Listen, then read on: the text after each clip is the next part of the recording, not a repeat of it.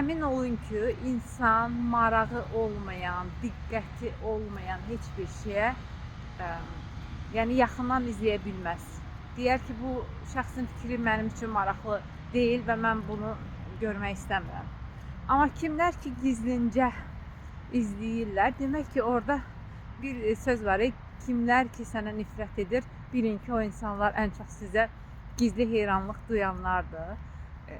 Adətən bunlar yaxınlar olur, hansı ki, biz nəyisə edəndə bizə dəstək olmurlar, bizim hansısa bir sözümüz olur, bir planımız olur, bölüşürük, fikri dəyişirlər, heç bir yəni yaxşı olmayacağını deyirlər. Bu barədə çox eşitmişəm. Hətta uğurlu insanların hekayələrini də oxuyanda, dinləyəndə görürsən ki, onları da öz yaxınları, öz ətrafı, öz dostu, tanışı çox vaxtı dəstək olmayıb. Buna baxmayaraq onlar öz yolları ilə gediblər, istədikləri yerə çatıblar və bundan sonra elə olub ki, o həmin dəstəkləməyən insanlar onun ətrafına yaşa biliblər. Artıq bu onun hansı seçim, həmin anda hansı seçim etməyindən asılıdır.